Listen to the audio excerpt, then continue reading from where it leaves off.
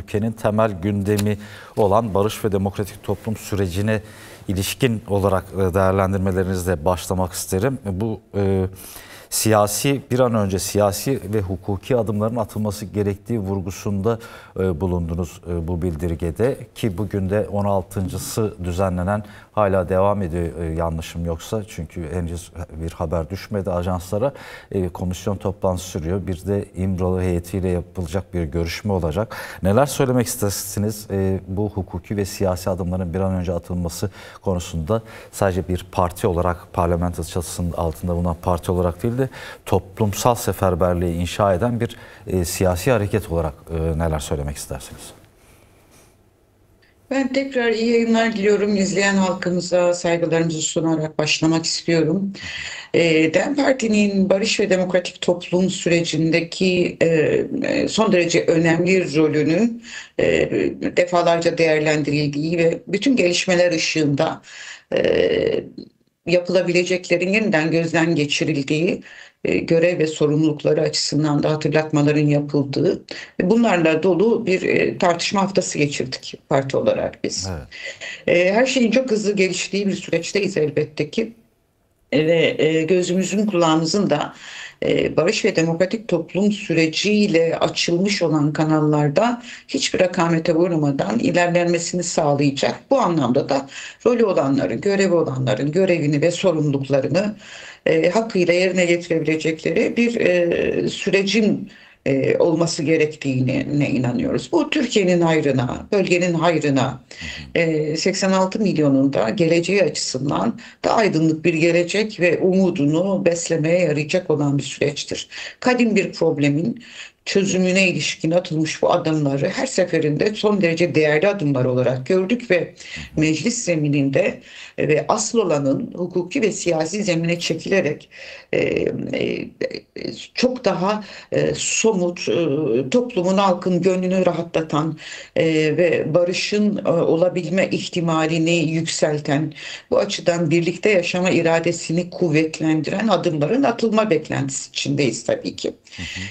Bu süreci biz hiçbir zaman şöyle değerlendirmedik. Yani barış kimsenin bize bahşedebileceği bir şey değildir. Evet. Bizim de kimseye bahşedebileceğimiz bir şey değildir. Barış bir toplum tarafından içselleştikçe onu ortadan kaldırmış olan sorunların nedenleriyle birlikte çözülme iradesi gösterildikçe kurulabilecek bir şeydir. Bu nedenle DEM Parti başından itibaren Kürt sorununun demokratik çözümünün ve barış yolunun açılmasının zeminlerini son derece şeffaf bir şekilde tarif etti, bir yol haritası da ortaya koydu. Sayın Öcalan'ın son derece yol haritası belirgin, hedefi barış olan, hedefi demokratik toplum olan gösterdiği istikametin ve aldığı büyük siyasi cesur tavrın, ön açıcı tavrın bütün toplum tarafından ve aslında bu sözün gittiği hem iktidar erkleri hem de bu meselenin tarafı olabilecek güçler tarafından zaman zaman anlaşılsa dahi bir tereddütle ve bir frene basmakla karşılandığını gözlediğimiz bir evrede PKK'nın kendini feshetmiş, 12. Kongre kararıyla kendini feshetmiş ve bundan sonraki yolunu demokratik siyasetle ve onun araçlarıyla yürüyeceğini beyan etmiş olan taraflardan birinin bir ikinci adımını gözledik.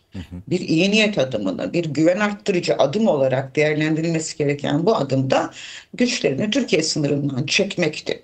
Şimdi bu kilit bir dönemeçtir ve bunun bu ciddiyetle ele alınması bu sürecin düzgün ilerleyebilmesi açısından son derece önemlidir. Barış ve demokratik toplum süreci, ki bizim böyle adlandırdığımız bir sürece dar anlamıyla pragmatik siyasi fayda yaklaşımıyla yaklaşılamayacağını da göstermesi gereken son derece önemli bir tavırdı. Parti meclisimiz ve ilgili kurullarımız bu konuyu da değerlendirdi ve kamuoyunda bunun yeterli bir ciddiyetle algılanması, bunun aslında adımları hızlandırmak için önemli bir kaldıraç olduğu, önemli tarihsel bir eşik olarak algılanması gerektiğini değerlendirme konusu yaptık. Bunun anlaşılması lazım. Eğer silahlı çatışmanın bir tarafı bu konudaki iyi niyet beyanını bir, iki ve üçüncü adımlarla gösterebilir hale geldiyse, demokratik siyasetten ve barıştan yana olan hem taraflar hem de toplumun bütün kesimlerinin meselenin çözümüne ilişkin atılması gereken adımlar konusunda daha hızlandırıcı pozisyon almaları lazım. Bunun birincisi meclistir. Kuşkusuz devlet erki ve iktidar gücüdür. Sürecin havada kalmaması için sağlam bir hukuki zemine, sağlam bir siyasi zemine, bütün taraflarca kabul edilmiş bir hukuki ve siyasi zemine çekilmesi hızlandırılmalı ve bu açıdan da inşa edilmesi gereken yasal meseleler inşa sürecine sokulmalıdır. Çok kritik ve kendine has özellikler taşıyan bir süreç olarak ilerliyor. Evet. Bu süreci toplum lehine koyabilmek açısından bizim yüzümüzü döndüğümüz bir yer, tartışmanın yürüdüğü yer olmakla birlikte asıl önemlisi demokratik toplum denilen o büyük kavramın yeniden kurulması, inşa edilmesi, içselleştirilmesi ve bütün toplumca sahiplenilmesi gereken bir kavram olduğunu düşünerek ve böyle bu düşünceden hareketle de mücadeleyi hiç bırakmadan bir demokratik toplumun gereği olan bütün başlıklarda tüm toplum kesimleriyle mücadeleyi yükseltme ihtiyacını da hem kurullarımız tespit etti ve bu yolda bir takım kararlar aldı. Parti meclisimizin sonuç bildirisi buna ilişkindir. Evet. Savaşı istemeyen, barışla kucaklaşmak isteyen, bir arada yaşamak isteyen, yoksul olmak istemeyen, geleceksiz olmak istemeyen bütün toplum kesimlerine de bu yürüyüşü birlikte el ele kol kola dayanışmayla yapmamız gerektiğini söyleyen çağrıları da içermektedir aynı zamanda. Peki şimdi bugün de Ayşegül Doğan da DEM Parti sözcüsü de şöyle bir ifadede bulundu. Zaten sonuç bildirgesinde de geçiyordu. 2026 bütçesi barışa değil savaşa hazırlık bütçesidir. Zaten sizler barış ekmek şiarıyla 5 ayrı koldan Ankara'ya bir yürüyüş gerçekleştirme kararı da aldınız. Biraz önce söylediğiniz gibi aslında kimse barışı bize bahşetmeyecek, mücadeleyle kazanılacak bir şey. Hatta kimseye de biz bahşetmeyeceğiz diye. Bu bağlamıyla bir yandan barış için bu adımlar atılırken, demokratik bir toplumun inşası için mücadele sürerken bir yandan da iktidarın ısrarlı bir şekilde savaşa yatırım yaptığını görüyoruz. İngiltere ile yapılan anlaşma bugün Alman şansölyesinin Türkiye'ye yapmış olduğu ziyarette de bu konuların ele alındığı biliniyor. Neler söylemek istersiniz bu bağlamıyla? Barışın sesini daha güçlü bir şekilde yükseltmek, bütçede tek bir sözcük bile olsa yoksul kelimesi dahi geçmiyor ama toplumun büyük bir kesimi yoksulluk içerisinde debeleniyor şu an. Çok büyük bir yoksulluk yaşanıyor. Çok çok büyük bir yoksulluk yaşanıyor. Şimdi hani savaşın bir kader olmadığını ama asıl kaderimizin barış olduğuna inanan milyonlar olarak geleceğimizi ele almak zorundayız. 2026 bütçesinin bir tasarım olarak bu bütçenin kaynakların dağıtılmasında kullandığı yol ve yöntemin olduğu gibi zenginler lehine, savaş siyasetinden kâr edenler lehine olduğunu açık seçik görebiliyoruz. Şimdi savunma sanayine ve güvenlik başlığına ülke gelirinin çok büyük bir oranda ayrılıyor olması hakikaten açıklanmaya değer çokça soruyu peş peşe sormayı gerektiriyor. Şimdi siz Eurofighter alımıyla ilgili kapı kapı dolaşıyor, ülkelerle anlaşma yapıyorsanız savaş uçağı alımıyla ilgili. Yarın asgari ücrete zam konusunda kaynak yok veremeyiz sözünü nasıl açıklayacaksınız? O zaman şunda biz haklı olmuyor muyuz? Sen bütün yatırımını savaşa yapıyorsun. Güvenlik aksıyla düşünmeyi bırakmayıp yani barışa yatırım yapmayıp yani milyonların açlığını, sağlığını, geleceğini güvenceye alan bir bütçe yapmayıp savaş aletlerini, araçlarını yatırıyorsanız kaynağı o zaman biz asgari ücretleri olarak, emekliler olarak çocuğunu okula aç gönderen yoksullar olarak şu soruyu sormayacak mıyız? Kaynak benim, harcama tercihi senin. Bu tercih savaş tercihi değil de nedir? Dolayısıyla buna itiraz etme hakkı bütün toplum için doğal olarak doğmayacak mı? Emeklilerine, çalışan işçilerine açlığın daha altında bir ücreti reva gören bir bütçe tasarımının nasıl bir barış ve demokratik bir ülkenin bütçesi olduğunu söyleyebilirsiniz? Bu bütçe parti meclis sonuç bildirgesinde ifade ettiğimiz gibi sermaye için ve zenginler için var, yoksullar için yok listesi. Burada barış yok. Yoksulluğu giderecek önlemler yok. Çocukların geleceğini güvenceye alacak önlemler yok. Sağlığa ilgili yatırım yok. Eğitime ilgili yatırım yok. Eşitlik hiç içermiyor. Dolayısıyla bütçe karşısında, 2026 bütçe karşısında söyleyeceğimiz söz, evet, bu bir savaş, talan ve yoksulluk bütçesidir.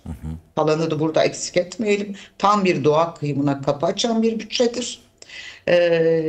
Yoksula ve emekçiye reva görülmeyen yüksek oranlar sermayeye aktarılmıştır. Aktarılma bütçesidir. Bu bütçenin arkasında eğer iktidarın siyasi iradesi var ise o zaman biz de halk olarak hakkımızı kullanacağız ve halk için halkçı bir bütçe, eşitlikçi bir bütçe, barış için bir bütçe talebimizi yükselteceğiz. Bu anlamda biz Aralık ayında Türkiye'nin 5 bölgesinden bu talepleri yükselteceğimiz ekmek ve barış için diye başlık attığımız yürüyüşlerimizle bunu Ankara'ya meclise taşıyacağız. Yani bizlerin kaderiyle ilgili karar alma tartışmalarını yapan, ortak gelirimiz olan toplam hazinenin kendisini hunharca zenginlere ve bir avuç sermayeye dağıtan iktidara da öyle değil. Halkçı bir bütçe için pozisyon al, Evet. barış için pozisyon al, tercihlerini bu yönde kullan diyeceğiz. Bunu yalnız sadece DEM Parti olarak değil, kuşkusuz, bu konuda talep ileten bütün toplumsal kesimlerle, demokratik muhalefetle birlikte örgütlü sokakta gerçekleştireceğiz. Haklı taleplerle yollara düşüyoruz. Yolu her adımladığımızda da eminim milyonlar arkamızda bu taleplerin asıl sahibi olduğunu gösterir iradeyi de ortaya koyacaktır. Son olarak zamanımız da daraldı. Bu 11. yargı paketi ve sızdırılan diyelim, yani yargı paketinin ayrımcılığı da kanunlaştırma girişimi olarak addettiniz. Biz daha önce de bu konuya ilişkin yayınlar yaptık.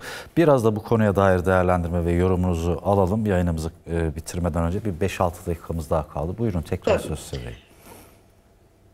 Kuşkusuz sızdırılan bilgilerden konuşuyor olduğumuzu söylemek bile önemli. Çünkü yani iktidarın yöntemlerinden bir tanesi de hani içinde birçok felaketi barındıran böyle torba yasaları önden kamuoyuna sızdırmak ve tepkileri ölçmek, tepkileri daha sonra konsolide edecek şekilde müdahalelerde bulunmak ve yasayı bir torba yasa olarak çıkarmak biçiminde ilerliyor. 11. yargı paketinde de benzer bir tutumu görüyoruz. Evet. Milyonlar adalet beklerken, milyonlar adaletin kırıntısına ulaşamaz halde gerçekten adalet beklerken önümüze çıkan yargı paketi tam da nefret suçunu teşvik eden, ayrımcılığın kanunlaşması diyebileceğimiz, yani onun sıradanlaşması ve kanuna yaslanmasını sağlayabilecek içerikte maddelerle dolu. Kadın düşmanı, cinsiyet kimliği ve cinsel yönelimi nedeniyle ayrımcılığa uğrama potansiyelini güçlendiren, nefret suçunu teşvik edebilecek maddelerle dolu. Evet. Adaletin daha çok ceza vererek yerine gelebileceğini sağlayan bir zihniyetin ürünü bir paket görüyoruz. Ki Halbuki çocukları da dahil ediyorlar. Evet. Yani. Aha. Evet.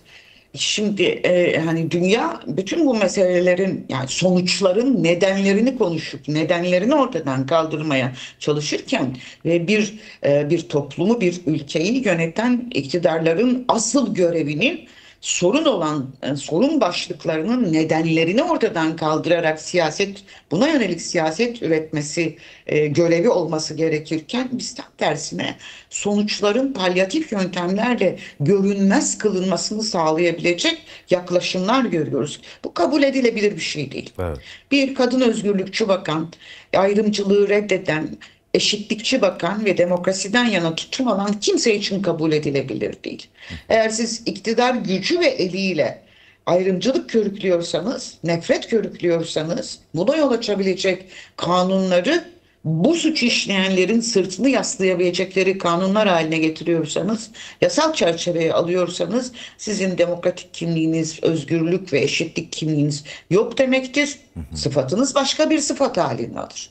Buna karşı mücadele de bu ülke için nefret suçunun olmadığı, ayrımcılığın inancına, cinsiyet kimliğine, cinsel yönelimine, etnik kimliğine göre ayrımcılığa uğramadığı, daha bahar gibi bir ülke yapma isteğinde olan herkesin de bunun karşısında mücadele etmesi zaruridir. Başka kadın hareketi olmak üzere bütün toplumsal kesimlerin, bu duyarlılığı gösteren toplumsal kesimlerin bunu sokakta, sahada defalarca dile getirmesinin mutlaka gerekli olduğunu ifade etmek istiyorum. DEM Parti olarak da bütün gücümüz, kuvvetimiz ve kudretimizle bu durumun antidemokratik bir yola, bir kanala su taşımak olduğunu söyleyeceğiz ve elimizden geleni çıkmaması için yapmaya çalışacağız.